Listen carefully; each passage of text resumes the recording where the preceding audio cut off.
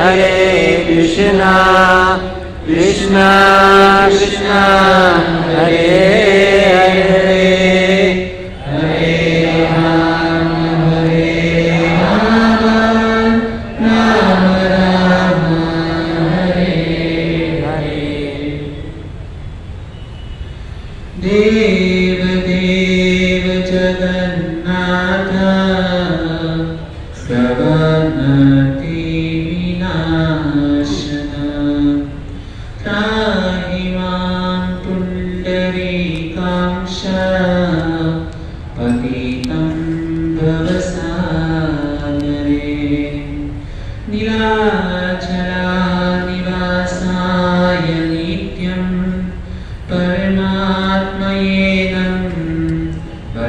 भद्रं सुभद्रागणं श्रीजगन्नाथाय ते नमः।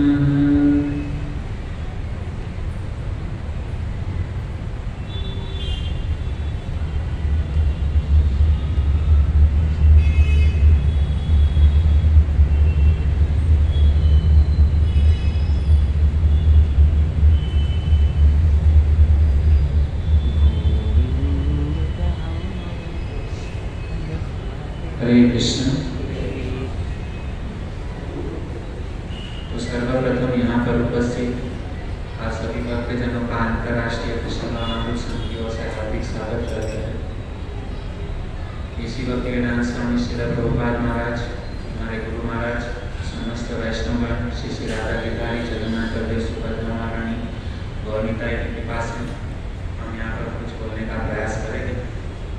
आज का मैं प्रवचन प्रारंभ करूँ उसके पहले आप सभी भक्तों से याचना करता हूँ कि आप सभी भक्त लोग हमारे कृपा बनाए रखें और मैं जो भी कुछ बोलूँ तो सही समय पर सही भगवान की लीला का गुणगान कर सकूँ। तो कृपा करके आप सभी भक्त लोग हमारे पर आशीर्वाद बनाए रखें। हरे कृष्ण। बहुत ही एक सुंदर बात है भक्तों, बहुत साल पहले एक आदमी नदी किनारे के ऊपर बैठा हुआ था और नदी किनारे के ऊपर बैठ करके मछली पकड़ रहा था। तो देखा कि वो जब मछली पकड़ रहा था तो एक मछली उसके कांटे में आ गई। अभी हुआ क्या कि वो जैसी मछली आ गई तो उसी समय उस आदमी ने जैसे मछली पकड़ी तो दूसरा एक अट्टा कट्टा आदमी जो है ना वहां से पसार हो गया। तो वो अट्टा कट्टा जो आदमी जो था ना उसने क्या किया ना, ये जो आदमी ने मछली पकड़ी ना उसकी मछली उसने छीन ली और जैसी मछली उसने छीनी ना, क्योंकि वो तो अट्टा कट्टा था और जबरदस्ती करके उन्होंने क्या किया, उसकी मछली को इसने पकड़ लिया। और बाद में यह बेचारा आदमी जो था ना, जिसके पास इतनी ताकत नहीं थी, लेकिन वो बोलने लगा रही मेरी मछली है, मेरी मछली है। तो वो अट्टा कट्टा आदमी जो था ना बोले चुप बैठ, मेरी मछली है करके ऐसा करके। अभी वो पहलवान व्यक्ति, उसके साथ में बेचारा लकड़िया, उससे पंगा कैसे है, तो उसने कुछ बोला नहीं। लेकिन हुआ क्या कि वो मछली जो था ना वो जिंदा थी, मरी नहीं थी। और जैसे वो पहलवान व्यक्ति वो मछली को लेकर के गया ना, तो रास्ते से जा रहा था तो उसी समय वो मछली ने क्या किया, उसके अंगूठे को काट दिया। अभी हुआ क्या भक्तों कि वो जैसे मतलब मछली ने अंगूठे को काटा ना तो उसको जख्म लग गया। अभी गया डॉक्टर के पास। अभी डॉक्टर को बोला कि यहाँ पे मुझे मछली ने काटा है। तो डॉक्टर ने क्या किया, डॉक्टर ने कुछ दवाई लगाया अंगूठे के ऊपर और मलहम पट्टी की और उसी समय वो मछली जो था ना रास्ते में उसके बीच में गिर गई। अभी हुआ क्या कि ये मलहम पट्टी करके घर पे गया। डॉक्टर ने बोला कि 3 दिन के बाद में वापस मुझे दिखाने के लिए आना। उसने कहा कि ठीक है कोई बात नहीं। अभी ये 3 दिन के बाद में ये जो पहलवान व्यक्ति जो है ना वो डॉक्टर के पास गया। अभी डॉक्टर को दिखाया, डॉक्टर ने उसका अंगूठा देखा तो डॉक्टर ने देखा कि घाव तो बहुत बढ़ गया है। क्या? तो डॉक्टर ने कहा कि आपको जो है ना अंगूठा काटना पड़ेगा, जख्म जो है ना बढ़ गया। यदि आपने अंगूठा नहीं काटा ना तो यहाँ तक जो है ना हाथ काटना पड़ेगा। आपने गुजराती में किया करो तो ये काटना पड़ेगा। उससे अच्छा बेटर है कि घाव आगे बढ़े, उसके अच्छा है क्या खाली अंगूठा काटो। उसने कहा कोई बात नहीं, करता क्या नहीं करता। तो उसने क्या किया कि अंगूठे को क्या किया, उसने काट दिया और उसने बोला कि 3 दिन के बाद में वापस मेरे पास ना। तो ये व्यक्ति कहा कि ठीक है। अभी हुआ क्या कि 3 दिन के बाद में व्यक्ति डॉक्टर के पास में जाता है। अभी मजे की बात ये हो कि जैसे 3 दिन के बाद में डॉक्टर के पास में गया, डॉक्टर ने देखा कि घाव को मतलब क्या है और बढ़ रहा है। अभी आपको क्या करना पड़ेगा कि आपको यहाँ तलक हाथ काटना पड़ेगा वरना जो है आगे चल करके हो सकता है कि आधा हाथ काटना पड़े, उससे बेहतर है कि अभी आप इतना हाथ काट डालो। तो डॉक्टर ने क्या किया, पता क्या नहीं करता, ये यहाँ कलर का हाथ उसने क्या किया, डॉक्टर ने काट दिया।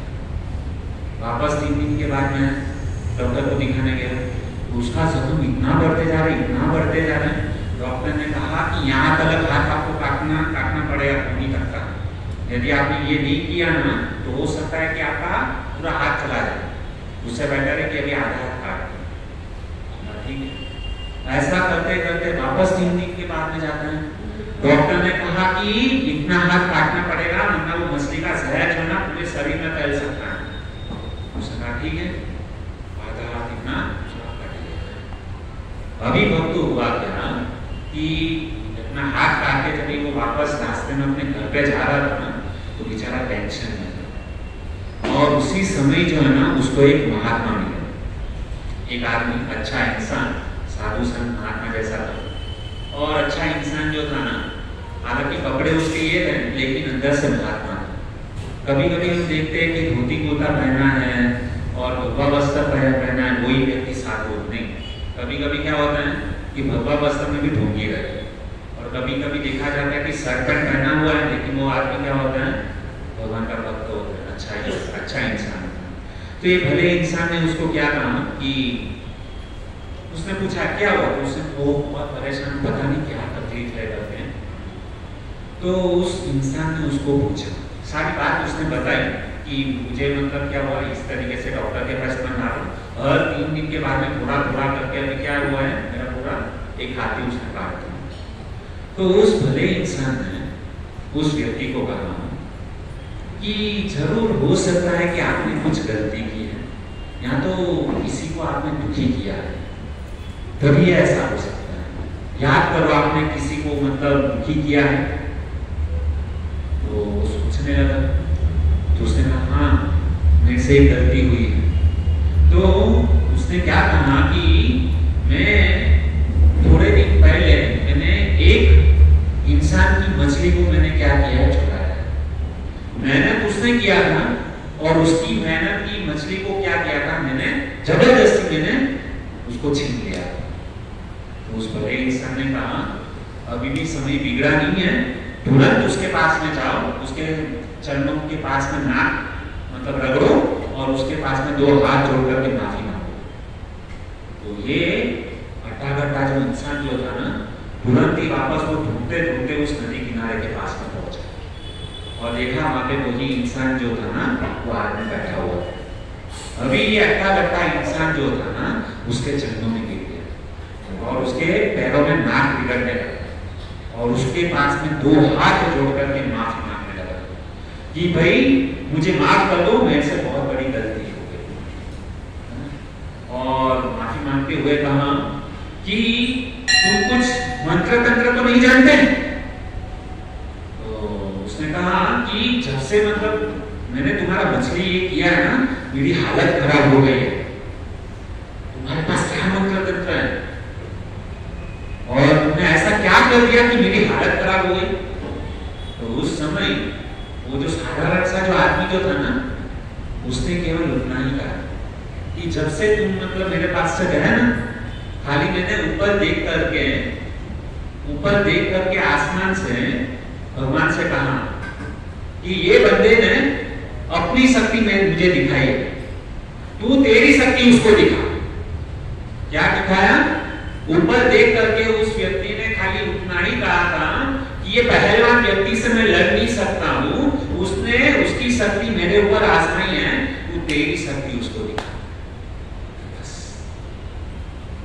और उसका परिणाम क्या हुआ कि ऊपर वाले ने क्या किया, हम कितने भी पहलवान हो, कितने भी अड्डे कट्टे हो, कितना भी हमारे पास धन संपत्ति क्यों ना हो, लेकिन यदि हम लोगों ने दूसरे की मेहनत का यदि हमने खा लिया ना, हम हो सकता है कि इस दुनिया से बच सकते हैं लेकिन ऊपर वाले की नजर से कभी नहीं बच सकते हैं। इसलिए भक्तों कि हम कभी भी कुछ भी कर्म करें ना तो अच्छा कर्म करना चाहिए, किसी की आत्मा को दुखी नहीं करना चाहिए। यदि हम लोगों ने किसी की आत्मा को दुखी किया, किसी को दुखी किया ना, तो हम कहीं के नहीं रहते। और आज नहीं तो कल, कल नहीं तो परसों, परसों नहीं तो 10 साल के बाद, 10 साल के बाद नहीं तो 20 साल के बाद हमने जो कर्म किया है ना, बुरा कर्म, उसका परिणाम हमको जो है ना भुगतना ही पड़ेगा। इसके लिए भक्तों जीवन में कभी अभिमान मत करना, अहंकार कभी भी किसी भी चीज का मत करो। और एक घटना आती है, यूएस के एक हेनरी करके एक आदमी था, उसने 1893 में उसने एक गर्लफ्रेंड के साथ में जो है ना उसने शादी किया। अभी हुआ क्या कि उसने वो हेनरी करके जो था ना 1893 में उसने अपनी गर्लफ्रेंड को पूरा फंसा दिया और वो बेचारी जो है ना रोते हुए जो है ना अपने भाई के पास में गई और भाई को सारी बात बताई कि ये हेनरी ने जो है ना मेरे साथ में जो है ना बहुत बुरा बर्ताव किया, मेरे साथ में धोखा किया। तो वो उसका जो भाई जो था ना लड़की का, उसको गुस्सा आया, उसने तुरंत ही रिवॉल्वर लिया, बंदूक ली और तुरंत ही वो हेनरी को मारने के लिए चला गया। और उस समय जब ही हेनरी को मतलब गोली से मारने गया तो गोली उसने छोड़ दी सीधी हेनरी के ऊपर और जैसे हेनरी के ऊपर गोली छोड़ी ना तो हेनरी वहां पर ही बेहोश सीधा। लेकिन हुआ था क्या भक्तों कि हेनरी के कान को टच करके जो है ना वो गोली गई थी और वो गोली जो है ना वहां पे पीछे बहुत बड़ा पेड़ था उसके ऊपर और ये हेनरी बेहोश हो गया। और ये जो उसकी ये जो गर्लफ्रेंड थी बराबर, उसका भाई ने जो गोली मारी ना उसको लगा कि हेनरी अभी मर गया और उसने क्या किया कि उसके भाई ने जो है ना खुद को शूट कर दिया, आत्महत्या कर दी। अभी हुआ क्या कि उसकी बहन को पता चला कि मेरे भाई ने मेरे हस्बैंड को क्या किया है, गोली से उड़ा दिया है। अभी तो भाई भी गया, मेरा हस्बैंड भी गया और उसने क्या किया कि वो जो उसकी बहन जो थी ना, हेनरी की वाइफ जो थी ना, उसने भी अपने आप को गोली मार दिया। और हेनरी जो था ना, हेनरी को यहां से कान से मतलब क्या गई थी, गोली गई थी, वो तो खाली बेहोश हुआ था, वो वापस जिंदा हुआ और 20 साल के बाद में वो वापस अपनी लाइफ में आना, क्योंकि उसको तो खाली मतलब ये चक्कर था, उसने दूसरी शादी कर ली। और 20 साल के बाद में देखो क्या हुआ कि वो हेनरी को जो है ना एक बड़ा सा मकान बनाना। अभी मकान बनाने के लिए जो है ना लकड़ियां चाहिए, तो उसने क्या किया कि वहां पे उसके बगीचे में क्या था, एक बड़ा सा पेड़ था। उसने क्या किया कि डायनामिक लगा करके वो जो पेड़ जो था ना उसको डायनामिक के द्वारा उसको क्या किया, पेड़ को उड़ा दिया। और जैसे डायनामिक के द्वारा वो पेड़ को उड़ाया ना तो हुआ क्या कि वही गोली जो थी ना 20 साल पहले जो गोली वो पेड़ को लगी थी जो थी ना, तो डायनामिक के द्वारा जैसे वो पेड़ उड़ा ना तो गोली धड़ाम करके वापस जो है ना वो हेनरी के सर के ऊपर लग गई। परिणाम किसी को छोड़ता नहीं। समझ आ रहा क्या बोल रहा हूं? 20 साल के बाद में उसने किया हुआ जो खराब कर्म जो है ना उसको 20 साल के बाद में उसको भुगतना पड़ा। इसके लिए भक्तों कहता हूं कि कर्म जो है ना हमेशा अच्छा करो, किसी को परेशान, किसी को दुखी मत करो। हो सकता है आज आपको वो अच्छा लगे कि हाँ मैंने बहुत पैसा कमा लिया, मैं इतना शक्तिशाली हूँ, ये मेरे सामने कुछ नहीं है, लेकिन कब इसका पलड़ भारी हो जाए ना पता नहीं चले। तो ये भगवद गीता के मार्फत से, गीता के ज्ञान द्वारा हम यही सीख सकते हैं कि ये जो कर्म का जो ये सिद्धांत है ना बहुत ही गहरा है, गूढ़ विषय। भगवद गीता के 3रे अध्याय में भगवान श्री कृष्ण ने जो है ना एक अध्याय उसका नाम रख दिया कर्म।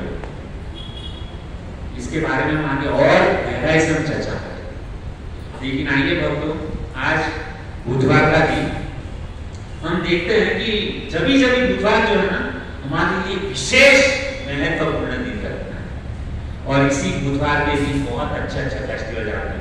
कभी जन्माष्टमी आ जाता है, कभी रामनवमी आ जाता है, कभी अक्षय तृतीया का दिन आ जाता है, कभी एकादशी आ जाती है। और आज तो इतना बड़ा दिन है, इतना बड़ा दिन है कि उसकी क्या बात। आज के दिन अखिल ब्रह्मांड के नायक जो जगत के जो नाथ है ना, जगन्नाथ जी जो है ना, उसका आज क्या जन्म है। तो आज हम ये जगन्नाथ जी के बारे में क्या करेंगे, उसके बारे में श्रवण करेंगे। और ये जो ज्येष्ठ पूर्णिमा, आज जो है ना पूर्णिमा का दिन है। ज्येष्ठ पूर्णिमा के दिन जगन्नाथ बलदेव सुभद्रा महारानी का क्या हुआ था, आविर्भाव हुआ। हमारे इस्कॉन मंदिर के अंदर उड़ीसा जो जगन्नाथपुरी विश्व भर में सबसे बड़ा जो मंदिर मंदिर है ना, वहाँ पे भी आज क्या होता है, जगन्नाथ जी का स्नान उनको कराया जाता है। तो आज हम क्या करेंगे, उसके ऊपर स्नान यात्रा के ऊपर हम क्या करेंगे, थोड़ा सा प्रकाश करेंगे। बहुत ही सुंदर जगन्नाथ जी की लीला है, जगत के नाथ। लेकिन मैं जगन्नाथ जी के बारे में कुछ बोलने का प्रयास करूं, उसके पहले हम थोड़ा सा जगन्नाथपुरी के बारे में थोड़ा जानते हैं। तो ये जो जगन्नाथपुरी जो धाम जो है ना, तो सबसे पहले हमारे भारतवर्ष में ओडिशा राज्य के अंदर स्थित है। कितने लोग यहाँ पे जगन्नाथपुरी के हाथों पर कीजिए, ठीक, मतलब कम से कम 25-30% लोग जगन्नाथपुरी के हाथ कीजिए। देखिए जो गए हैं उसके लिए तो मतलब एकदम दृश्य ताजा है, लेकिन जो नहीं गए ना उसके लिए बहुत अच्छी बात है। क्या है, क्योंकि उन्होंने कभी जगन्नाथपुरी गए नहीं, लेकिन आज उनको जो है ना, हम मन के द्वारा हम क्या करेंगे, जगन्नाथपुरी हम जाने का प्रयास करेंगे। ऐसे तो हम इस आंखों से भगवान को क्या देखा है, ये जड़ आ गया, लेकिन मन के द्वारा हम क्या करेंगे, जगन्नाथपुरी के अंदर प्रवेश करेंगे। आप सब लोग मतलब अपने मन में ऐसा रखो कि हम कहाँ पर बैठे हैं, जगन्नाथपुरी धाम में बैठे हुए हैं, इसका चिंतन करें। तो जैसे हम यहाँ से बोरीवली से यहाँ ट्रेन पकड़ते हैं या दादर से ट्रेन पकड़ते हैं, तो करीबन 28 से 30 घंटा जो है ना जगन्नाथपुरी पहुँचने के लिए लगता है। तो 28-30 घंटे की जर्नी के बाद में कहाँ पर पहुँचना है, जगन्नाथपुरी रेलवे स्टेशन के ऊपर पहुँचना है। अभी जैसे आप यहाँ पे दृश्य में देख सकते हो स्क्रीन के ऊपर कि जगन्नाथपुरी क्या है, रेलवे स्टेशन है ना, वहाँ पे करीबन टाइम भी दिखाया गया है 7:53। तो समझो हम 5 बजे वहाँ पे पहुँचे हैं। दृश्य नज़ारा इस प्रकार से, ये जगन्नाथपुरी जैसे देखते हैं ना, तो ऐसे तो बहुत सारे रेलवे स्टेशन हैं, लेकिन जगन्नाथपुरी का जो सब कुछ बड़ा है। जगन्नाथ जी आप समझ सकते हैं कि जगन्नाथ जी पूरे जगत के नाथ हैं, तो उनकी साथ में जितनी भी चीज संपर्क में है, वो सारी की सारी चीज क्या है, सब बड़ी बड़ी बड़ी बड़ी बड़ी। तो जगन्नाथ जी का स्टेशन जो है ना, वह भी बड़ा है। और जैसे आप रेलवे स्टेशन से जैसे आप बाहर निकलते हो ना, तो सबसे पहले जैसे आप जगन्नाथ स्टेशन पुरी स्टेशन से जगन्नाथपुरी स्टेशन से जैसे आप स्टेशन से बाहर निकले ना, तो आपके आंखों के सामने सबसे बड़ा जो मंदिर दिखाई देना, समझ लेना वो जगन्नाथपुरी का। समझ में आ रहा है? स्टेशन से जैसे ही बाहर निकलते हो ना, तो आपके आंखों के सामने सबसे बड़ा मंदिर जो दिखाई देना, तो समझ लेना वो कौन सा मंदिर है, जगन्नाथपुरी का मंदिर। उसके बाद में ये जो जगन्नाथपुरी से जैसे आप स्टेशन से बाहर निकलते हो, तो हम देखते हैं कि यहाँ पे हाईवे वगैरह है। तो जगन्नाथपुरी स्टेशन से बाहर जैसे निकलते हो ना, तो उसके रास्ते जो है ना, वो एकदम बड़े बड़े 6 लेन 7 लेन ऐसे इतने बड़े बड़े रास्ते हैं। जगन्नाथ जी बड़े, तो उसके रास्ते भी क्या है, एकदम बड़े बड़े बड़े रास्ते, क्योंकि जगन्नाथ जी का रथ जो है ना वहाँ से निकलता है। उसके बाद में जैसे आप मतलब रेलवे स्टेशन से जैसे मंदिर की ओर जैसे जाओगे, रास्ता सब एकदम पूरा बड़ा बड़ा दिखेगा। और जैसे आप मतलब मंदिर के पास में पहुंचे, मंदिर तो बड़ा ही है, और उसके बाद में कहते हैं कि जगन्नाथ जी के अंदर मंदिर के अंदर प्रवेश करने के लिए 4 बड़े बड़े गेट हैं, पूर्व पश्चिम उत्तर दक्षिण। इस प्रकार से क्या है, 4 बड़े बड़े वहाँ पे गेट लगे हुए हैं, जैसे आप फोटो में देख सकते हो। तो सबसे पहले जो मेन द्वार जो है ना, उसको कहा जाता है सिंह द्वार। क्या कहता है, तो सिंह द्वार से हम लोग क्या करते हैं, एंट्री कर सकते हैं। बाद में पीछे पूर्व साइड पे जो है सिंह द्वार, पश्चिम साइड के ऊपर क्या है, बाघ द्वार है ना, सिंह द्वार बाघ द्वार। बाद में उत्तर की साइड के ऊपर जो है ना, वहां पर हस्ती द्वार है, हाथी द्वार। और उत्तर दक्षिण साइड के अंदर क्या है, अश्वद्वार। तो इस प्रकार से है पूर्व पश्चिम उत्तर दक्षिण चारों जगह से हम लोग क्या कर सकते हैं, जगन्नाथपुरी के अंदर हम क्या कर सकते हैं, प्रवेश कर सकते हैं। और चारों द्वार के ऊपर क्या है, एक द्वार के ऊपर सिंह का सिंबल है, एक द्वार के ऊपर बाघ का मतलब चित्र लगाया गया है, एक द्वार के ऊपर मतलब क्या है, हस्ती द्वार हाथी का चिन्ह है, और एक द्वार के ऊपर क्या है, अश्वत्थ। तो इसके लिए इस द्वार को क्या कहा जाए, सिंह द्वार, बाघ द्वार, हाथी द्वार और क्या है अश्व द्वार। तो ये चारों जगह से हम क्या कर सकते हैं, जगन्नाथपुरी में हम अंदर प्रवेश कर सकते हैं। और जगन्नाथपुरी में जैसे मतलब सिंह द्वार से आप यदि आप दर्शन करोगे ना, तो सबसे पहले वहां पे जो है ना आपको एक बड़ा सा एक स्तंभ दिखाई देगा, जिसको कहते हैं अरुण स्तंभ। मैंने पहले ही कहा कि जगन्नाथ जी का जो है ना सब कुछ बड़ा है, जैसा आप ये फोटो में देख सकते हो, ये जो बड़ा सा स्तंभ जो है ना उसको अरुण स्तंभ कहते हैं। ये अरुण स्तंभ की भी बहुत बड़ी कहानी है, इसके ऊपर अगर बोलना चाहूँगा तो एक प्रवचन उसके ऊपर एक है, लेकिन खाली इतना ही समझिए कि ये जो अरुण जो है ना, जैसे सुबह सुबह जो सूर्य का जो दर्शन होता है ना वो उसमें से जो लालिमा निकलती है ना, जिसको कहते हैं अरुण। सूर्य के जो भाई जो है ना उसका नाम था अरुण, तो इसके लिए उनका नाम ये है।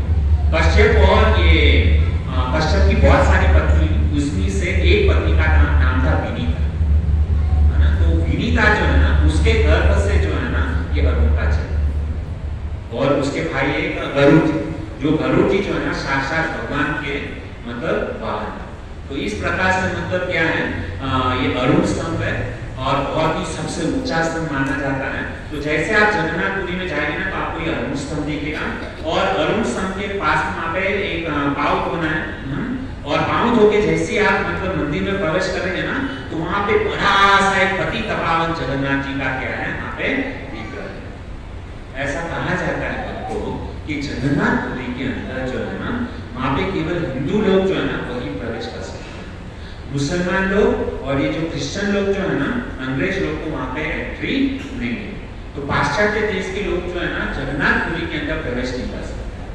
तो भगवान इतने कृपालु है कि जो व्यक्ति जगन्नाथ मंदिर के अंदर प्रवेश नहीं कर सकता, वो व्यक्ति वहां पर अरुण स्तंभ के पास में खड़ा होकर के वो क्या कर सकता है, पतित पावन जगन्नाथ जी का वो क्या कर सकता है, दर्शन कर सकता है।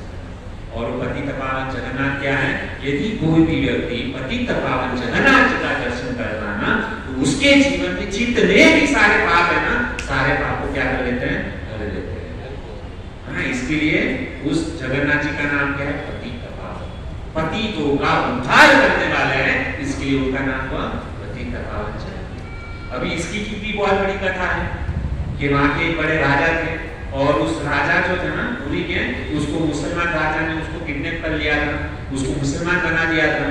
तो उसको दर्शन देने के लिए जगन्नाथ जी ने पतित पावन का रूप धारण किया। और जैसे आप मंदिर के अंदर प्रवेश करते हो ना तो वहां पर जो है ना 22 सीढ़ियां, जगन्नाथ सिंह द्वार से जब आप अंदर जाओगे ना तो जगन्नाथ जी के दर्शन करने के लिए सिंह द्वार से जब आप जाते हो ना तो 22 सीढ़ियां लगेगी। उसका भी बहुत विस्तृत रूप से वर्णन है, लेकिन वो अभी हम नहीं बताएंगे, आने वाले दिनों में हम इसके बारे में 22 सीढ़ियां का भी क्या महत्व है। उसमें एक सीढ़ी जो है ना यहाँ पे यमराज शिला माने जाते हैं, उसका भी कुछ अलग है। तो इस प्रकार से मतलब क्या है, जगन्नाथ जी का जो है ना सब कुछ क्या है, बड़ा है। और जैसे आप जगन्नाथ मंदिर के अंदर 22 सीढ़ियों से पसार होते हो ना, तो वहां पर आपने जैसे मतलब जगन्नाथ मंदिर की 22 सीढ़ियां जैसे आप पार करते हो तो वहां पर जो है ना उत्तर दिशा की तरफ वहां पे लेफ्ट साइड में आपको क्या मिलेगा, जगन्नाथ जी का बड़ा किचन मिलेगा। और जगन्नाथ जी मंदिर के अंदर जो किचन जो है ना भूतो ना भविष्य, वो किचन किसका है पता है आपको, लक्ष्मी जी साक्षात जो है ना जगन्नाथ जी के लिए भोग होना, साक्षात लक्ष्मी जी का किचन है। और इतना बड़ा किचन है, आज तक आप लोगों ने देखा होगा कि घर पे हम सब लोग जो है ना खिचड़ी बनाते हैं, चावल बनाते हैं, तो हम तो एक कुकर में छोटा सा उसमें बनाते हैं। लेकिन जगन्नाथ मंदिर के अंदर ऐसी व्यवस्था है कि जगन्नाथ जी के वहां पे मंदिर जो है ना, मतलब अंग्रेज लोग जब भी आए ना, अंग्रेज लोग आने के पहले वहां पर पूरे उड़ीसा के अंदर जगन्नाथपुरी के अंदर, उड़ीसा नहीं जगन्नाथपुरी के अंदर एक भी व्यक्ति के घर पे जो था ना किचन नहीं, रसोई घर था ही नहीं। और कहते हैं कि पुरी के अंदर अंग्रेज लोग आने से पहले सभी के सभी लोग जो है ना जगन्नाथ मंदिर में प्रसाद देते, एक भी जन भूखा नहीं रहता।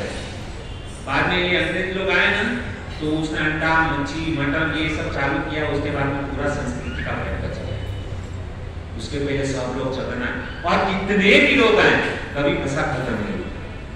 वो जगन्नाथ जी की महिमा, क्योंकि साक्षात लक्ष्मी जी जो है ना उनके लिए क्या बनाती है, प्रसाद। और उसके बाद में कहते हैं कि जगन्नाथ मंदिर जो है ना, वहां पे जो रसोई घर है ना, उसमें कैसा होता है, एक के ऊपर एक के ऊपर एक के ऊपर एक ऐसे करके 22 जो है ना मिट्टी के बर्तन जो है ना उसके ऊपर उसमें चावल पकाते हैं।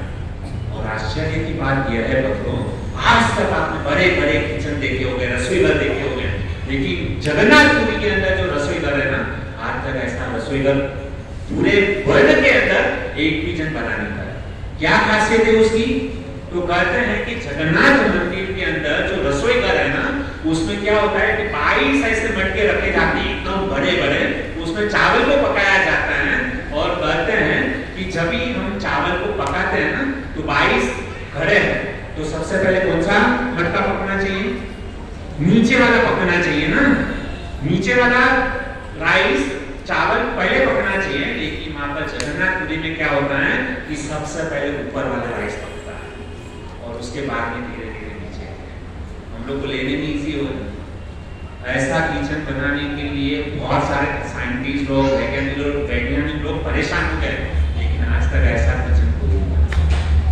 ये जगन्नाथ मंदिर के अंदर जो किचन है ना, उसकी एक खासियत। ये मैंने लेफ्ट साइड बोला।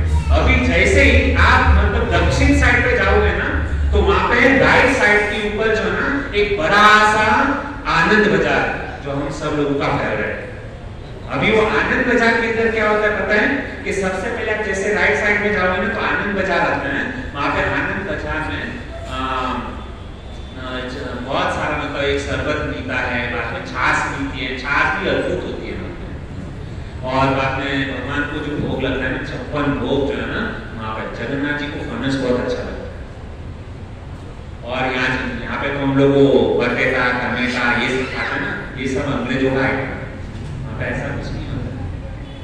वहाँ पे जगन्नाथ जी के राइस होते हैं, फनस का सब्जी होता है, बहुत अच्छा अच्छा मतलब व्यंजन वहाँ पे बनाया जाता है। और अलग अलग प्रकार के साग होते हैं, छाछ होती है।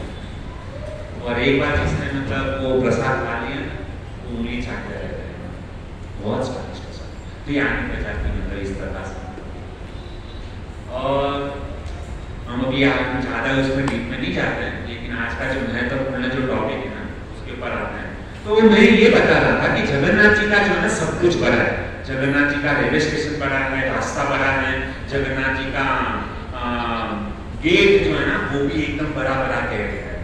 उसके बाद में कहते हैं कि जगन्नाथ जी के पंडे लोग है ना, हम देख सकते हैं कि जगन्नाथ जी के जो पंडे जो होता है ना, वो भी एकदम हट्टे कट्टे पहलवान होते हैं, शुक्लकड़ी नहीं होते। जगन्नाथ जी के भक्त भी क्या होते हैं, एकदम देखो कैसे बॉडी बिल्डर हट्टे कट्टे। ये ऐसा नहीं कि खाली फोटो में, आप रियल में मतलब ऐसे दिखते हो पंडे लोग। तो इस प्रकार से ये जो जगन्नाथ जी के पंडे भी जो होता है ना, भगत जो होता है ना, वो क्या होता है, पहलवान।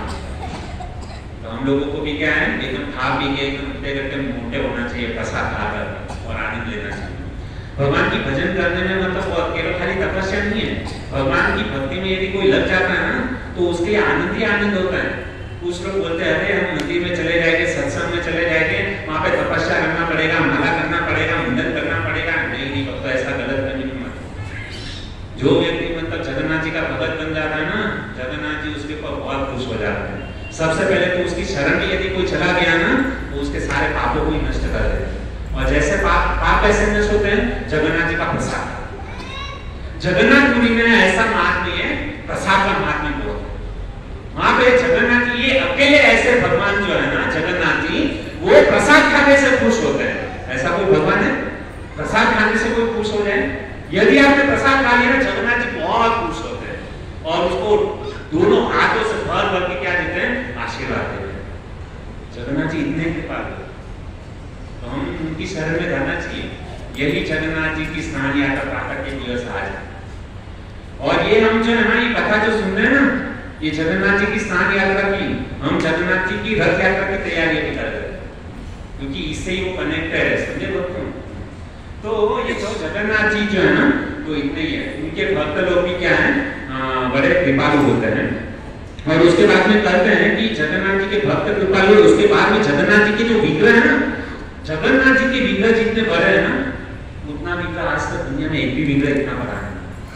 जगन्नाथ जी के मंदिर में जब आप भगवान जगन्नाथ जी का दर्शन करने के लिए जाओगे ना, एकदम बड़े बड़े विग्रह, करीबन 6-6, 7-7 फुट के जगन्नाथ, बलदेव, सुभद्रा माँ,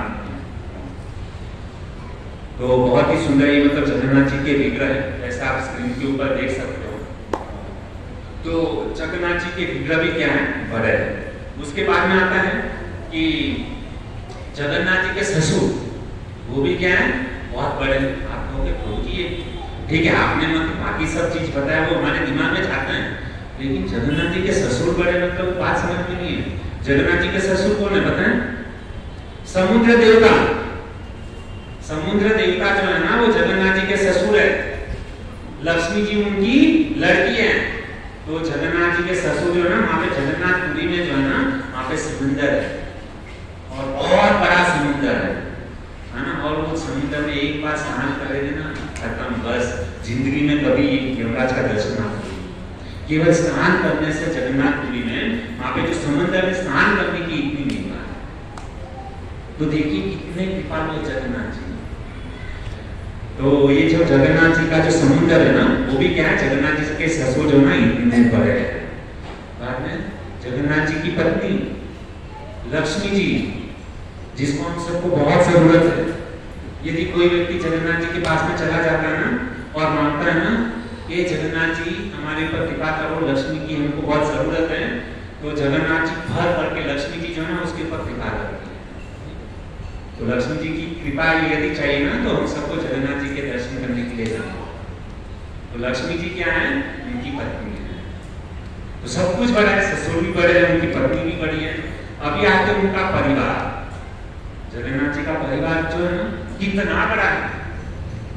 इतना बड़ा परिवार आज तक दुनिया में किसी का नहीं है। भगवान कृष्ण की कितनी पत्नी है? 16,108 पत्नी है, और एक एक पत्नी से जो है ना करीबन 100 पुत्र है। आप सोचिए मतलब इतना बड़ा परिवार होगा। 16 × 100, 16,108 × 100 करेंगे, आप समझ सकते हैं कि उनका परिवार कितना बड़ा होगा। बलराम जी जैसे उनके भाई है ना, सुभद्रा महारानी जैसी उनकी बहन है,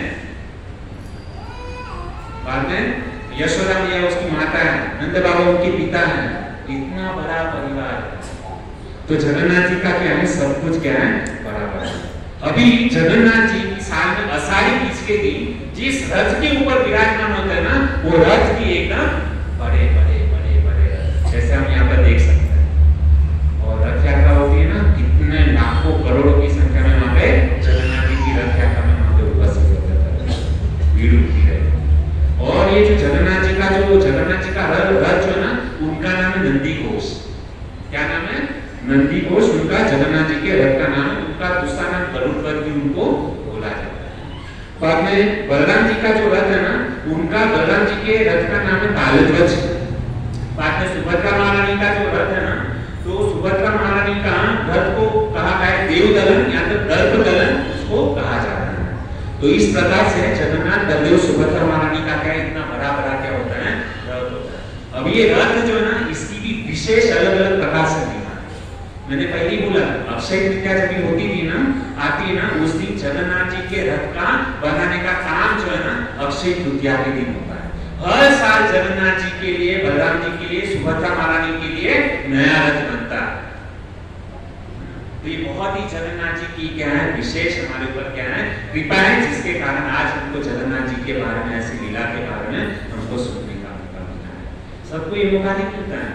जिसके ऊपर जगन्नाथ जी की कृपा हुई ना, वही लोग जगन्नाथ जी की कथा को सुन सकते हैं। जैसे हम देखते कि आज मतलब जगन्नाथ जी का जन्मदिन है, हमारा भी जन्मदिन होता है। हम प्राय साल में मतलब सोचते रहते कब मेरा जन्मदिन है, कब मेरा जन्मदिन है। हमको कितना मतलब अंदर से आनंद होता है। हम सोचते हैं हम इतनी बड़ी तोप तो नहीं है कि दुनिया हमारे बर्थडे को याद रखे, है ना, हमारी कुछ ऐसी मतलब पहचान भी, लेकिन हमको कितना आनंद होता है कि हमारा जन्मदिन कब है। लेकिन भगवान के भक्त लोग जो होते हैं ना, वो कभी अपने जन्मदिन की प्रतीक्षा नहीं करते। भगवान के जो भक्त लोग होते हैं ना, वो हमेशा यह सोचते हैं कि भगवान का जन्मदिन कभी आए, और भगवान का जब जन्मदिन आए ना तो भगवान के भक्त लोग जो है ना भगवान का जन्मदिन मनाने के लिए उत्साहित रहते हैं और सोचते हैं कि मैं भगवान के लिए क्या करूँगा, भोग बनाऊंगा, भगवान की कथा सुनूंगा, इतना उत्साह रहता है। तो इसलिए भक्त को ये शरीर है, हमारा जन्म तो क्या, हम मतलब हार मास के बने हुए, मतलब हमारे शरीर के अंदर क्या है, हड्डी, मज्जा, लोई, खून, ये सबसे बना, लेकिन भगवान का शरीर कैसे है, सच्चित और आनंद से बना हुआ। हमारे अंदर जो गंदगी है ना, भगवान के अंदर वो नहीं है। भगवान क्या है, सच्चित और आनंद है। हमारी तरह खून, हड्डी, मज्जा से भगवान का शरीर नहीं बना है। भगवान का शरीर दिव्य होता है। इसलिए भगवान के भक्त जो है ना मौका ढूंढते रहते कि कभी भगवान का जन्मदिन आए और हम क्या कर उत्साह के साथ में क्या है, भगवान के जन्मदिन को, यही भाव जो है ना रथ यात्रा के दिन होना चाहिए कि हम भगवान के जन्मदिन को सेलिब्रेट करें। भगवान का जन्मदिन सेलिब्रेट किया जाता है सेवा के, सेवा करने से भगवान क्या होते हैं, प्रसन्न होते हैं। छोटी छोटी कुछ भी सेवा का अवसर मिले ना तो उसको छोड़ो। आज तक हम लोगों ने पूरे दुनिया की, परिवार की, समाज की, हमारे बॉस की, कितने सारे लोगों की हम लोगों ने सेवा की, लेकिन हाथ में कुछ भी नहीं मिला, ठन ठन गोपाल। लेकिन एक बार यदि जगन्नाथ जी की सेवा किसने कर दी ना, भगवान कभी उस सेवा को भूलते नहीं। भगवान को केवल एक पानी का गिलास भी अगर आपने अर्पण किया ना, भगवान हमेशा जिंदगी भर हमको याद रखेंगे। तो इसलिए जगन्नाथ जी को क्या करना चाहिए, उत्साह के साथ में उनको क्या करना चाहिए, सेवा करना चाहिए। और सेवा ऐसी करनी चाहिए किसी भी प्रकार की, मतलब हृदय के अंदर जो है ना मतलब कपट, हिंसा, द्वेषभाव नहीं रखना चाहिए, प्रेम से। जगन्नाथ जी की सेवा कैसे करनी चाहिए, प्रेम भाव होना चाहिए, उससे जगन्नाथ जी क्या होते हैं, प्रसन्न होते हैं। और भगवत गीता के अंदर बहुत ही सुंदर एक बात कही, क्या है, जन्म कर्म च मे दिव्यम् एवं यो वेति तत्त्वतः यत्वा देह पुनर्जन्म नैति मामेति सो अर्जुन। क्या है, यदि भगवान श्री कृष्ण अर्जुन को समझाते हुए कहते हैं कि मेरा, कृष्ण क्या कहते हैं कि मेरा जन्म कर्म क्या है। यदि कोई भी व्यक्ति भगवान के जन्म कर्म के बारे में यदि सुन लेता है ना, तो उसको क्या कहते हैं, जन्म कर्म च मे दिव्यम्, भगवान के जन्म और कर्म क्या है, दिव्य, दिव्य है। और यदि किसी ने भगवान के जन्म कर्म, भगवान के जन्म की लीला और भगवान ने जो कार्य किया है कर्म की लीला यदि कोई व्यक्ति सुन लेता है, तो दूसरी लाइन में गीता में भगवान कहते हैं त्यक्त्वा पुनर्जन्म, त्यक्त्वा पुनर्जन्म। जब भी कोई व्यक्ति इस शरीर को त्याग करेगा, त्यक्त्वा देहं पुनर्जन्म नैति मामेति सो अर्जुन, उस व्यक्ति को वापस इस भौतिक संसार में जन्म मृत्यु के बंधन में कभी आना नहीं पड़ेगा। ये भगवान का वादा है। इसके लिए हमको क्या करना चाहिए, भगवान के जन्म और कर्म की लीलाओं को क्या करना चाहिए, सुनने का प्रयास करना चाहिए। यदि वापस इस भौतिक दुखालय जगत के अंदर नहीं आना है तो आप अगर चाहते हैं वापस इस जन्म मृत्यु के चक्कर में हमको बहुत अच्छा लगता है, बार-बार जन्म लो, बार-बार मरण लो, यहाँ पे ही सड़ते रहो, यहाँ पे ही मतलब मिलता रहे, तो कोई बात नहीं, फिर आपकी इच्छा है। तो इस प्रकार से हमको क्या करना चाहिए, भगवान के जन्म और कर्म के बारे में हमको क्या करना चाहिए, सुनने का प्रयास करना चाहिए। आइए अभी हमारा जो मेन टॉपिक है स्नान यात्रा, आज थोड़ा सा समय में आप लोगों का ज्यादा लेगा, लेकिन लीला जो है ना सुनना बहुत जरूरी है। और मैंने पिछले हफ्ते में कहा था कि अभी हम ये जो कथा का जो समय जो है ना थोड़ा 5, 10, 15 मिनट तक बढ़ा देगा, क्योंकि होता क्या है, हम आते लेट हैं, कथा लेट चालू होता है और रात में हमको समय नहीं मिलता, लेकिन बाकी क्या आधी कथा छोड़ करके जाना हमको भी अच्छा नहीं लगता। तो आइए हम जगन्नाथ जी के स्नान यात्रा के बारे में श्रवण करते हैं। तो चैतन्य चरितामृत के अंदर एक बहुत ही सुंदर बयान आता है, कृष्णदास कविराज गोस्वामी लिखते हैं, क्या लिखते हैं, स्नान यात्रा देखी प्रभु पाइल बड़ सुखा, स्नान यात्रा देखी प्रभु पाइल बड़ सुखा, ईश्वरे अनवसरे पाइल महादुखा, गोपी भावे प्रभु विहवल हिया, गोपी भावे प्रभु विहवल हिया, अलानाथे गे प्रभु सवारे छड़िया, अलारनाथे गेला प्रभु सवारे छड़िया, स्नान यात्रा देखी प्रभु पाइल बड़ सुखा। बहुत ही सुंदर चैतन्य महाप्रभु कहते हैं कि ये जो स्नान यात्रा है ना, चैतन्य महाप्रभु जब जगन्नाथ बलदेव सुभद्रा महारानी के स्नान को देखते हैं ना, तो उनके हृदय के अंदर क्या होता है, पाइल बड़ सुखा। चैतन्य महाप्रभु बहुत खुश हो जाते थे क्योंकि उस दिन जगन्नाथ जी जो है ना उसका प्राकट्य थे। उसके बाद में कहते ईश्वर अनवसर, एक तो होता है अवसर, आप कहेंगे ना रूढ़ियो अवसर आवे मारा घर आंगन। अवसर उसका मतलब क्या होता है, उत्साह, एक उमंग, उल्लास, आनंद का मतलब जो होता है ना उसको कहते हैं उत्सव। और एक होता है अनअवसर, एक होता है अवसर, एक होता है अनअवसर। अनअवसर का अर्थ क्या होता है कि अनअवसर का अर्थ ये होता है कि अभी जगन्नाथ जी को स्नान कराया ना, तो 15 दिन तक जगन्नाथ जी के पट जो है ना बंद हो जाते हैं। तो पट जो दर्शन भगवान का बंद हो गया तो उसको क्या कहेंगे, अनअवसर कहेंगे। क्या कहेंगे, अनअवसर। तो ये अनअवसर 15 दिन के लिए भगवान दर्शन नहीं देंगे, ये चैतन्य महाप्रभु के लिए क्या है, पाइल महादुख। ये हमारे लिए क्या है, बहुत बड़ा दुख है। लेकिन हमको तो बहुत अच्छा लगता है, आज 15 दिन भगवान का मंदिर बंद रहेगा, झंझट मारी नहीं, संडे के दिन जाने की जरूरत नहीं है, सेवा करना की जरूरत नहीं है, हमको बहुत अच्छा लगता है। लेकिन चैतन्य महाप्रभु को हृदय के अंदर दुख पड़े। हाँ, स्नान यात्रा हुआ और ये उत्सव को देख करके चैतन्य महाप्रभु को क्या है, पाइला बड़ा सुख और बड़ा सुख मिला। लेकिन जैसे जगन्नाथ जी के दर्शन 15 दिन अब नहीं मिलने वाले हैं, ये अंतिम दर्शन है, बाद में 15 दिन के बाद में दर्शन होगा, तो ये भक्तों के लिए बड़ी दुख की बात होनी चाहिए। और उसके बाद में कहते गोपी भावे विहरे विहरवन हरिया। और ये जो चैतन्य महाप्रभु है ना, गोपी भाव के अंदर है, और गोपी भाव के अंदर मतलब वो क्या करते हैं, तरसते रहते हैं। और चैतन्य महाप्रभु को राधा रानी, श्रीमती राधा रानी का भाव लेकर के आया है ना। तो राधा रानी कृष्ण के लीला में एक क्षण के लिए भी रह नहीं सकती, है ना। तो चैतन्य महाप्रभु दुखी हो रहे कि 15 दिन तक श्रीमती राधा रानी दुखी हो रही है कि मुझे जगन्नाथ कृष्ण को मैं 15 दिन तक नहीं देख पाऊंगी, बहुत दुखी हो रहे हैं, क्योंकि गोपी भाव के अंदर है चैतन्य महाप्रभु। और उसके बाद में कहते हैं अलारनाथे गेला प्रभु। ये जब 15 दिन जगन्नाथ जी का दर्शन जब बंद होता है ना, तो बाद में चैतन्य महाप्रभु कहाँ पर चले जाते हैं, अलारनाथ में चले जाते हैं। और सवारे सब कुछ छोड़ करके अलारनाथ में जाके वहाँ पे, क्योंकि 15 दिन क्या होता है वहाँ पे अलारनाथ में भगवान के दर्शन वहाँ पे जाते हैं। तो इस प्रकार से तो ये जो स्नान यात्रा है, जगन्नाथ जी की स्नान यात्रा, हम उसके बारे में भी श्रवण करते हैं कि जो स्नान यात्रा है ना वो ज्येष्ठ पूर्णिमा के दिन आती है। और जगन्नाथ जी की रथ यात्रा 15 दिन के बाद में क्या आता है, कभी आषाढ़ी बीज के दिन क्या होता है, रथ यात्रा होता है। तो ये दोनों भी उत्सव जो है ना गौड़ीय वैष्णव परंपरा के अंतर्गत जो है ना बहुत ही महत्वपूर्ण। साधारण से इस दुनिया के अंदर लोग जो है खाली आषाढ़ी बीज के बारे में जानते हैं, रथ यात्रा निकलती इसके लिए, लेकिन जो गौड़ीय वैष्णव परंपरा के अंतर्गत है ना उसके लिए ये स्नान यात्रा ज्येष्ठ पूर्णिमा का दिन जो है ना बहुत ही महत्वपूर्ण रहता है।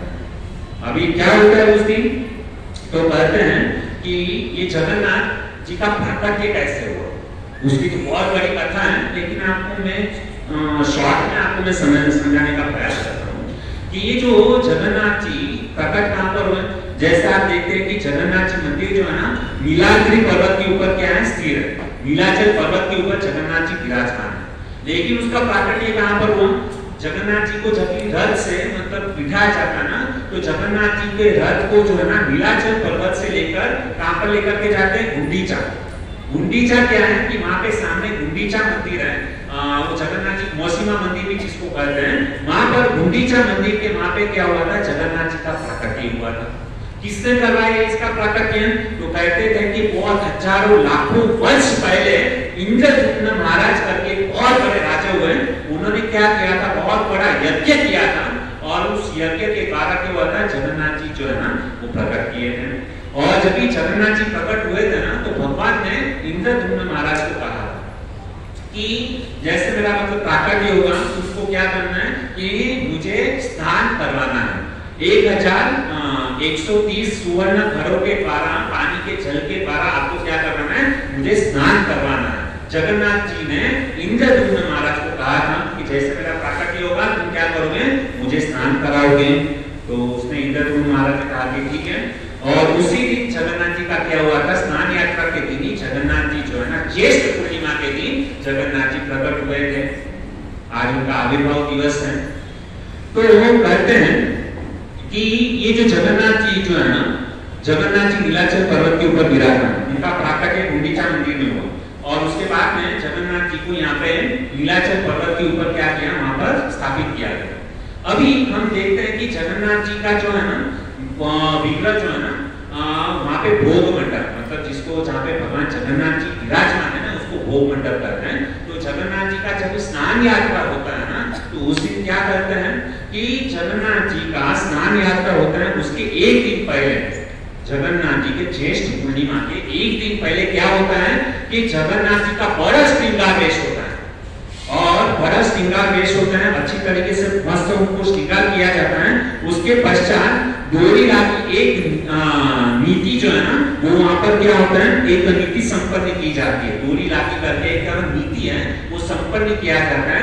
बाकी उसके दूसरे दिन ज्येष्ठ पूर्णिमा के दिन जगन्नाथ जी की स्नान यात्रा होती है। तो सुबह को मंगला आरती होने के बाद में जगन्नाथ जी को क्या करते हैं कि वहां पे जो भोग मंडप में जगन्नाथ जी बैठे हैं ना वहां पे पंडे लोग उनको उठा करके कहां पर लेकर के जाते हैं, जहां पे स्नान मंडप है। जैसे मैंने कहा ना कि जगन्नाथ जी मंदिर के अंदर जैसे आप प्रवेश करोगे ना तो राइट साइड के ऊपर अनंत बाजार आता है। तो अनंत बाजार के बाजू में ही राइट साइड के ऊपर वहां पर क्या है, भगवान जगन्नाथ जी का स्नान मंडप है। और ये जो स्नान मंडप जो है ना वो स्नान मंडप के वहां पे जगन्नाथ जी को स्नान कराया जाता है। और जहाँ पे कोई भी रास्ते से यदि कोई निकल रहा है ना तो रास्ते से व्यक्ति जो है ना जगन्नाथ जी के स्नान मंडप के दर्शन कर सकता है। इतना बड़ा जो है ना ऊंचा स्नान मंडप जगन्नाथ जी का है। वहां पर केवल साल में एक ही दिन जगन्नाथ जी को स्नान यात्रा के दिन भोग मंडप से उठा करके कहां पर लेकर के जाते हैं, वहां पे स्नान मंडप में लेकर के जाते हैं। तो जगन्नाथ जी को इस प्रकार से वो जो ये विधि जो होती है ना जगन्नाथ जी को वहां पे भोग मंडप से स्नान मंडप लेकर के जाते हैं ना तो एक उत्सव होता है जिसको कहते हैं पहंडी विजय। क्या बोलते हैं उसको, पहंडी विजय। ये सब उड़िया भाषा के अंदर मतलब ये शब्द है और बहुत ही फेमस शब्द है। तो ये पहंडी विजय जो है ना ये उत्सव उसको कहा जाता है। और उसको वहां पर क्या है पहंडी उत्सव। और जगन्नाथ जी को जब भी भोग मंडप से जब भी वहां पे स्नान मंडप में लेकर के जाते हैं ना, हमारे आपको और मेरे जैसे लोग वहां पे जगन्नाथ जी को नहीं लेके जा सकते हैं। वो कौन लेकर के जाते हैं तो कहते हैं कि भगवान जगन्नाथ जी के जो सेवकगण है और वो भी सिलेक्टेड, वो कौन सेवकगण, जिसको कहते हैं दयिता। क्या बोलते हैं कि दयितागण जो होते हैं ना वही व्यक्ति, दयितागण जो है ना वही व्यक्ति जगन्नाथ जी को भोग मंडप से स्नान मंडप तक लेकर के जा सकते, बाकी कोई लेकर के नहीं जाता। तो कौन से विग्रह जाते हैं, तो कहते हैं कि सबसे पहले जगन्नाथ जी, बलराम जी, सुभद्रा महारानी, उसके बाद में सुदर्शन, ये चार विग्रह जो है ना वो कहां पर जाते हैं, स्नान मंडप में लेकर के जाते हैं। और वो जब स्नान मंडप पे लेकर के जाते हैं ना तो जगन्नाथ जी की विग्रह को जैसे उठाते ना तो कैसे होता है, तो सबसे पहले वहां पर वो जगन्नाथ जी को उठाते ना तो उनको रस्सी से बांधा जाता है, बड़ी बड़ी रस्सी से जगन्नाथ जी को बांधते हैं। और उसके बाद में जमीन के ऊपर जो ना गद्दा रखा जाता है और उस गद्दे को ऊपर रख करके पंडे लोग क्या करते हैं, दयितागण जो होते हैं ना वो रस्सी के द्वारा खींचते खींचते खींचते क्या करते हैं, उनको वहां पे स्नान मंडप के पास में खींचते खींचते लेकर के जाते हैं। तो ये पूरी मतलब विधि है। आप यदि आज मतलब वो जगन्नाथपुरी जो चैनल है ना उसमें यदि आप लोगों ने यदि दर्शन किया होगा तो उसमें देखते हजारों लोग मतलब उसको क्या करते हैं, जगन्नाथ जी को उठाने के लिए लेके चाहिए, अकेले तो उठ ही नहीं पाएंगे और वो रस्सी से खींचना पड़ता है उनको, क्योंकि जगन्नाथ जी जो है ना गोपी भाव में है ना, और डुलते डुलते जैसे नशा में व्यक्ति कैसे होता है लुढ़कता, उसी प्रकार से जगन्नाथ जी जो है ना अपने भक्त के विरह में, वृंदावन वासियों के विरह में वो क्या लुढ़कते मतलब क्या करते हैं, उसको लेकर के जाते हैं। ये मतलब अद्भुत, ये नजारा जो है ना एक अद्भुत है। आज के दिन वहां पे जगन्नाथपुरी में जगन्नाथ जी के स्नान को, यात्रा को देखने के लिए हजारों लाखों की संख्या में वहां पर लोग उपस्थित होते हैं। बहुत बड़ी मंदिर जगन्नाथ जी की क्या है महिमा है। मैं अभी थोड़ा गाड़ी मेरा भगाता हूँ। अभी हुआ क्या कि उसको भोग मंडप से वहां पे क्या पे बिठाया, स्नान मंडप में बिठा दिया। अभी पंडित लोग क्या करते हैं कि जगन्नाथ जी को साधारण जल से स्नान नहीं करते हैं। जगन्नाथ जी को स्नान कैसे करवाया जाता है कि 130 कलश, सुवर्ण कलश, 130 सुवर्ण कलश जो है ना उसके द्वारा जगन्नाथ जी को स्नान कराया जाता है। अभी उसके अंदर पानी कहां से आता है, तो कहते हैं कि जगन्नाथ मंदिर में जैसे मैंने कहा कि जैसा जगन्नाथ मंदिर में जाओगे ना तो जगन्नाथ जी का जो मेन अल्टर है ना वहां पे लेफ्ट साइड पे यदि आप उतरोगे ना तो लेफ्ट साइड में वहां पे एक कुआं है जिसको कहेंगे सुवर्ण कुआं, सोने का कुआं बोलते हैं। और इंद्र जगन्नाथ जी ने इंद्रद्युम्न महाराज को कहा था कि तुम जब मेरा स्नान करोगे ना तो ये सोना कुआं जो है ना उसमें से आपको पानी लेना और उस पानी से मुझे क्या करना है, स्नान करना। तो अभी वहां पे क्या है, जो दैतागण जो होते हैं ना वो सुवर्ण घड़े के अंदर जो है ना 130 सुवर्ण कलश रहता है, घड़ा रहता है, उसमें सोने के कुएं में से सोना कुआं जो है ना उसमें से पानी निकालते हैं और वो पानी को जो है ना भोग मंडप में रखा जाता है। और वहां पे जो है ना उसके अंदर सुगंधित द्रव्य, हल्दी, बाद में फ्लावर्स और ये सब मतलब अत्तर, ये सब उसके अंदर डाला जाता है। और ये सुगंधित ये जो पानी जो है ना वो जगन्नाथ जी को अर्पण होता है। और वो जब वो सुवर्ण कलश को लेकर के जब पंडित लोग जब जाते हैं ना तो पंडित लोग जो है ना यहाँ पे मुख के ऊपर जो है ना वो रुमाल बांधते हैं, गमछा को बांध देते हैं ताकि वो जो हमारी जो श्वास जो होती है ना वो श्वास वो पानी के जल के अंदर न जाए, इतना सावधानी से रखा जाए। मुंह और नाक जो है ना उसको बंद किया जाए। इस प्रकार से पंडित लोग जो है ना जगन्नाथ जी के पानी को वहां पर स्नान मंडप पर लेकर के जाते हैं। अभी कैसे होता है स्नान, देखिए बहुत बड़ी अच्छी घटना है, हमको भी नहाना बहुत अच्छा लगता है। तो जगन्नाथ जी भी कैसे नहाते हैं, 130 सुवर्ण कलश से भरे हुए सुगंधित जो जल जो है ना उसके द्वारा पंडित लोग क्या करते हैं, जगन्नाथ जी को स्नान करवाते हैं। आप केवल खाली कल्पना करके देखिए, हम देखो यहाँ पर बैठे हैं लेकिन हमारा मन कहाँ पर है, जगन्नाथ पुरी के अंदर। अभी क्या है, आप जरा सोचिए कि जगन्नाथ जी उस स्नान मंडप के ऊंचे आसन के ऊपर क्या है वहां पर बैठे हुए, हम यहाँ पे आप समझ लीजिए कि इतना ऊंचा आसन है और उस आसन के ऊपर जगन्नाथ जी वापस कितने फीट के हैं, 6-7 फीट के हैं। तो कितना बड़ा, एक तो आसन ऊंचा और उसके ऊपर जगन्नाथ जी के जो विग्रह जो है ना वो भी इतने बड़े बड़े विग्रह। और कहते हैं कि दूर दूर तक वहां पे जहाँ पे गुंडीचा है ना वहां से दूर से भी ये जगन्नाथ जी को स्नान करवाते हैं ना, इतने 5-5 किलोमीटर दूर से भी वो स्नान जो है ना जगन्नाथ जी का सारे भक्त लोग देख सकते। तो इस प्रकार से जगन्नाथ जी को इतना 130 सुवर्ण घड़े के साथ में क्या करवाते हैं, स्नान करवाते हैं और इसकी विधि भी होती है। और जब मैं एक चीज भूल गया कि जगन्नाथ जी को जब वहां पे स्नान मंडप पे लेके गए ना तो जगन्नाथ मंदिर के आगे जो है ना एक उत्सव विग्रह होता है और वो उत्सव विग्रह का नाम क्या होता है, राधा मदन मोहन। ये राधा मदन मोहन जो है, मदन मोहन यानी क्या है, बंसी।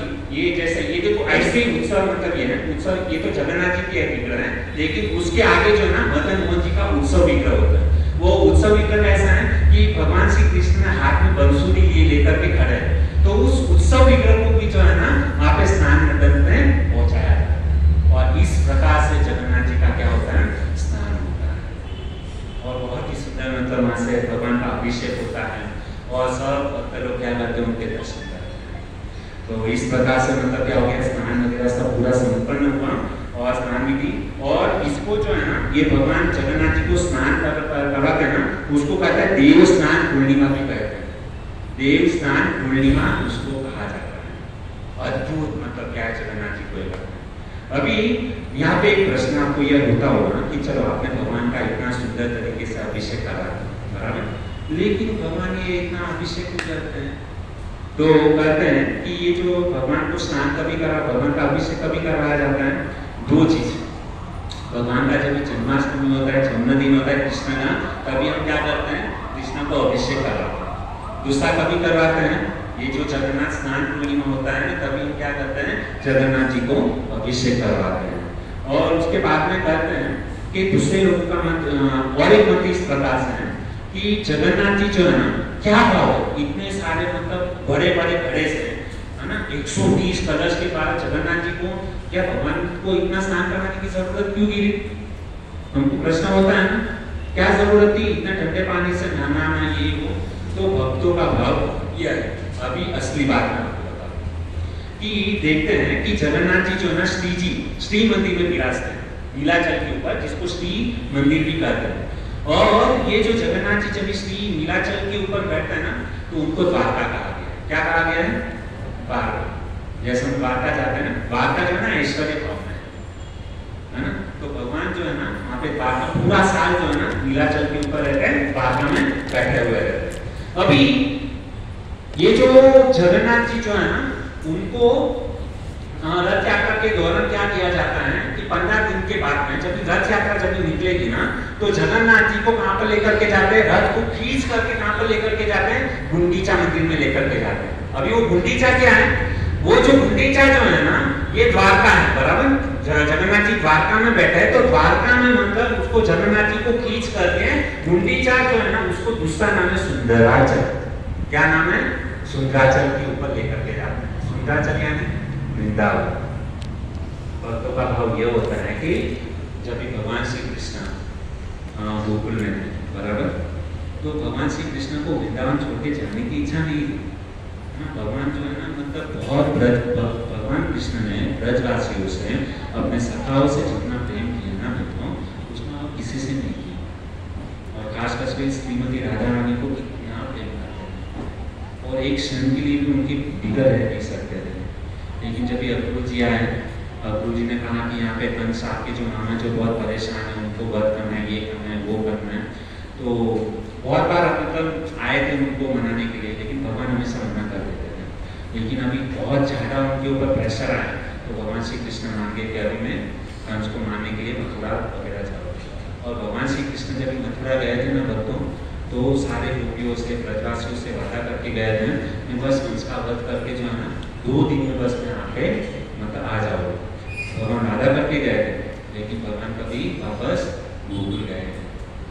और सारे ब्रजवासियों जो है ना इसके लिए जिंदा थे, क्योंकि हमने मतलब कृष्ण जो है ना हमको प्रॉमिस करके गए थे, यदि कृष्ण आ गए और यदि हम मतलब ना सच्चा प्रेम किसको कहते हैं कि हम किसी के मतलब आजकल लोग बोलते हैं ना कि मैं इससे सच्चा प्रेम करता हूँ, इसके बिना एक क्षण भी नहीं जी सकता हूँ, ये मर गया तो मैं भी सुसाइड कर दूँ।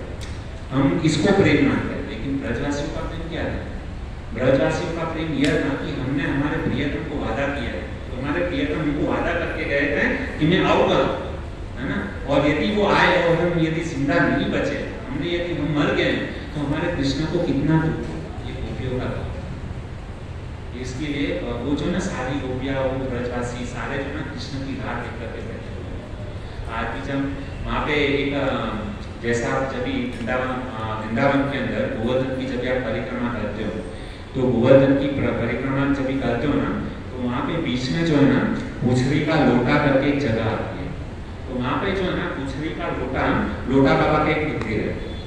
तो लोटा बाबा का मंदिर इसके लिए कहा जाता है भक्तों कि भगवान श्री कृष्ण जब ब्रज को छोड़ करके गए थे ना, वो तभी मतलब ये जो सखा, कृष्ण का एक सखा था, उसने कृष्ण के लिए बहुत अच्छी खीर बनाई थी। और खीर बना करके मतलब उसको कहा था कि कृष्ण ये तू एक खीर खा ले। तो कृष्ण कहे कि अभी नहीं, अभी मुझे बहुत लेट हो रहा है, मैं शाम को आके खा लूँगा। तो उसने कहा कि शाम को नहीं आया तो कल आ जाऊँगा। कल नहीं आया तो 2 दिन बाद आके खा लूँगा। 2 दिन बाद ही नहीं आया तो अरे मैं आ जाऊँगा, 20 दिन के बाद में आ जाऊँगा। तो भगवान श्री कृष्ण उस सखा को कहे थे कि मैं लौट के जब भी आऊँगा ना, तभी मैं खीर खा लूँगा। तो वो जो है ना लोटा बाबा मतलब जो कृष्णा का जो सखा है ना, आज भी कृष्ण की वहाँ पे प्रतीक्षा करता है कि कृष्ण मथुरा से लौट के आएंगे और मेरे हाथों से मतलब क्या करेंगे, खीर को खाएंगे। इसके लिए जब हम गोवर्धन परिक्रमा करते हैं ना, वहाँ पे लोटा बाबा का मंदिर है। परिक्रमा जब हम बीच में जब परिक्रमा आते हैं ना, कि पूछरी का लोटा भी करते हैं, तो वहाँ पे भगवान कृष्ण जो है ना लौट करके आएंगे। कृष्ण सखा जो है ना अभी भी राह देख करके जो है ना कृष्ण की लीला में वहाँ पर खड़ा हुआ कि कब कृष्ण आएंगे और मेरे हाथों से जो है ना ये ब्रजवासी होगा। हमें कितनी श्रद्धा है, हमें थोड़ा सा भी कष्ट आता है, हमें भगवान का भजन नहीं, हमने इतना तपस्या किया, भगवान मेरे वो देखते भी नहीं है, मुझे नहीं करना भजन। लेकिन देखो ब्रजवासी आज भी वहाँ पर तो ये जगन्नाथ जी जो है ना अपने ब्रजवासी को बहुत प्रेम करते हैं। तो भगवान की इच्छा नहीं है कि मैं नीलाचल के ऊपर वास करूं। भगवान हमेशा ये देख रहे हैं कि मुझे हमेशा कहाँ पर जाना है, सुंदराचल के ऊपर जाना है, गुंडीचा में जाना है, जहाँ पे वृंदावन है। तो जब भी जगन्नाथ जी का जब स्नान यात्रा होता है ना, तो भगवान को नहलाते क्यों है? क्योंकि भगवान का पूरा साल भर जो है ना ब्रजवासियों के चिंतन में, गोपियों की वीरा में, श्रीमती राधा रानी का मतलब चिंतन करते करते मेरे ब्रजवासी मेरे वीरा में कितने दुखी हैं, कितना प्रेम करते हो, प्रेम की ज्वाला के कारण जो है ना जगन्नाथ जी का पूरा शरीर जो है ना एकदम गर्म हो गया है। तो उस मतलब जगन्नाथ जी के शरीर को शीतलता प्राप्त हो, ठंडक देने के लिए जगन्नाथ जी को ये 120 स्वर्ण घड़े से क्या किया जाता है? स्नान कराया जाता है। स्नान यात्रा जो है ना बहुत ही महत्वपूर्ण है कि स्नान यात्रा के द्वारा हम जगन्नाथ जी को क्या करते हैं? ठंडक शीतलता प्रदान करते हैं। और उसके दिन और भगवान जब स्नान मतलब स्नान यहाँ पे बैठे हैं ना, तो उसकी जब मतलब जैसे स्नान मंडप के ऊपर इतने दिन जगन्नाथ जी द्वारका में कैद थे, बता आप अपनी भाषा में समझो कि द्वारका में भगवान जो है ना उसको ऐसा बंदी बना करके रखा था। लेकिन अभी क्या हुआ कि भगवान जो है ना आजाद हुए, है ना, आजाद होकर के उनको क्या है वहां पे भोग मंडल से बाहर ला करके कहां पर रखा गया? स्नान मंडप पूरा खुला दृश्य है। और जब भी स्नान मंडप में वो जब गुंडी जाके वो दर्शन करते हैं ना, वहाँ पे एकदम मतलब सुंदर सा बगीचा है, हरे भरे वृक्ष है, और वहाँ पर जो है ना इतने 5-6 किलोमीटर दूर मतलब है जगन्नाथ जी देखते हैं कि वहाँ पे सुंदराचल के अंदर सारी गोपियां ब्रज सखा मेरा इंतजार कर रहे हैं, कब मुझे वहाँ पे जो है ना वहाँ पे जाने मिलेगा। यह भाव जगन्नाथ जी का है। और ये भाव जब भी मतलब जगन्नाथ जी जैसे गोपियों को देखते हैं ना, उनका शरीर और गर्म हो जाता है और उसको क्या करते हैं? पानी के द्वारा उसको ठंडा किया जाता है। और आप लोगों को पता होगा कि जब भी हम इतने सारे ठंडे पानी से जब स्नान करते हैं तो क्या लग जाता है? सर्दी लग जाती है ना? सर्दी लग जाती है ना, वो तो सर्दी लग जाती है तो क्या होता है? सर्दी के दिनों में हम लोग को काढ़ा पिलाया जाता है।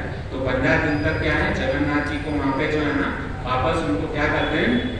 भोग मंडप में लेकर के जाते हैं। 15 दिन तक दर्शन बंद होते हैं। उसका दूसरा कारण यह भी है, लक्ष्मी जी सोचती है कि पूरा साल भर आप मतलब अपने भक्तों के लिए समय देते हो, तो थोड़ा पर्सनल टाइम जो है ना हमारे लिए भी दिया करो। पत्नी का एक भाव होता है ना कि पूरा दिन पति जो है ना ऑफिस के चक्कर में बिजी रहता है, भागना में, लेकिन कभी तो हमारे लिए समय दो, कभी तो हमारे साथ में बात करो। लेकिन पति कभी टाइम ही नहीं निकाल पाते हैं, तो लक्ष्मी जी है ना रुक जाती है। तो बाद में जगन्नाथ जी जो है ना अपनी पत्नी को पर्सनल टाइम देने के लिए क्या करते हैं? ये बहाना बनाते हैं कि मैं बीमार हुआ हूँ, और बीमारी किसके लिए है? लक्ष्मी जी के लिए। मैं लक्ष्मी जी को अपना पर्सनल टाइम जो है ना और वो ऐसा टाइम कि कोई भी व्यक्ति उसको परेशान ना करे, ये भाव है। और दूसरा क्या है? जगन्नाथ जी बीमार है तो काढ़ा पिलाओ। किसी व्यक्ति ने आर्ग्यूमेंट किया कि हम नहीं मानते हैं कि जगन्नाथ जी को बुखार आ, 15 दिन तक जगन्नाथ जी बीमार है, इतना ठंडे ठंडे पानी से नहाया तो उनका शरीर क्या हो गया? बीमार हो गए। तो कोई व्यक्ति बोला कि मैं नहीं मानता, डॉक्टर था। तो बाद में वो डॉक्टर जो है ना वहाँ पे पंडित के साथ में जाके उसने आर्ग्यूमेंट किया। पंडित ने कहा कि आप नहीं मानते, चलो हम आपको जो है ना, पंडित ने पर्सनली उस डॉक्टर को जो है ना वो गर्भगृह में लेकर के गए। जगन्नाथ जी जहाँ पे विराजमान थे ना, और डॉक्टर जो है ना अपना ये जो क्या बोलते हैं उसको, हाँ सेटेस्कोपी जो भी है, तो उसको लेकर के गए और जगन्नाथ जी का उसने मतलब क्या किया? उसको टेस्ट किया। और जैसे वो थे मतलब ये टेस्ट किया ना, तो जगन्नाथ जी को 103 था। तभी उसको समझ में आया कि जगन्नाथ जी को भी क्या आता है? बुखार आता है। इसके लिए जगन्नाथ जी को कहा गया। तो इस प्रकार से मतलब क्या है? एक राधा रास बिहारी अपना झू मंदिर की बात, अपना इस्कॉन झू मंदिर है ना, वहाँ पे जो वस्त्र का जो काम करते हैं ना, ब्रिटिश भगवान के जो वस्त्र बनाते हैं, तो भगवान के ड्रेसेस बनाते हैं मुसलमान व्यक्ति है। तो वो मुसलमान व्यक्ति क्या है? राधा रास बिहारी के मतलब माप लेने के लिए, वस्त्र बनाने के लिए मेजरमेंट लेना पड़ता है। तो वो जो है ना बार-बार अल्टर के अंदर जाता था और पुजारी को बोलता था कि मुझे वो माप। तो पुजारी बोलते थे, अरे आपने एक बार माप ले लिया, मेजरमेंट ले लिया, बार-बार हमको क्यों परेशान करते हो? एक ही टाइम पे लिख लो ना। तो वो मुसलमान व्यक्ति जो दर्जी जो था ना, पुजारी को बोलता है, अरे तुम कभी-कभी है ना अपने भगवान को इतना सा ज्यादा खिला देते हो तो भगवान मोटे हो जाते हैं। तो इसके लिए क्या होता है? मुझे मेरा मेजरमेंट मिल जाता है। वो पुजारी आश्चर्यचकित हो गया। पुजारी को विश्वास नहीं कि तुम झूठ बोल रहे हो, तुम मतलब ये मतलब ऐसा थोड़ी ना होता कि भगवान मतलब मोटे हो जाते हैं करके। वो मुसलमान बोला, मैं मुसलमान हूँ, है ना, और तुम साक्षात भगवान की पूजा की हो, फिर भी तुमको विश्वास नहीं है। बाद में वो मुसलमान व्यक्ति ने जो है ना मेजरमेंट लेके वो पुजारी को दिखाया कि शरीर में भगवान क्या होता है, कभी मोटे हो जाते हैं, कभी पतले हो जाते हैं। तो ये आस्था है भगवान। अपन जो प्रेम से यदि हम भगवान को हमारे घर पे भी विग्रह हो गए, लड्डू गोपाल हो गए, श्रीनाथ जी हो गए, या जो भी हो गए, गोल निताई हो गए, जगन्नाथ जी रह गए, यदि आप मतलब अच्छी तरीके से भगवान को रोज मतलब 56 भोग घी वगैरह खिलाते ना, भगवान मोटे हो जाते हैं। और जिस दिन आपने भगवान को आप मतलब भगवान को ऐसे छोड़ करके यात्रा में निकल गए, घूमने निकल गए, भगवान को खाना नहीं मिला तो भगवान पतले हो जाते हैं। ये सही बात है। लेकिन हमको मुसलमान बोलता है कि मैं मुसलमान होकर के मैं ये बात को यकीन करता हूँ, और तुम भगवान के साक्षात रोज भगवान के साथ में दर्शन करते हैं, तुमको तुम्हारे भगवान के ऊपर विश्वास नहीं है। ये विश्वास की बात है। मेरा कहने का तात्पर्य यह है कि ये जो गुंडीचा जो भगवान को जगन्नाथ जी जो है ना बीमार होते हैं, और इस प्रकार से मतलब क्या करते हैं, 15 दिन तक क्या है भगवान के पट बंद होते हैं, और 15 दिन के बाद में जगन्नाथ जी क्या करते हैं, रथ यात्रा में निकलते हैं। और आज के दिन की एक विशेष महिमा है, वो हम आने वाले दिनों में अगले बुधवार को जो है ना उसकी कथा सुनेंगे कि जगन्नाथ जी ने अपने भक्त के लिए जो है ना गणपति का गजानन वेश जो है ना वो धारण किया। क्यों किया, वो आने वाले बुधवार के दिन क्या करेंगे सुनेंगे।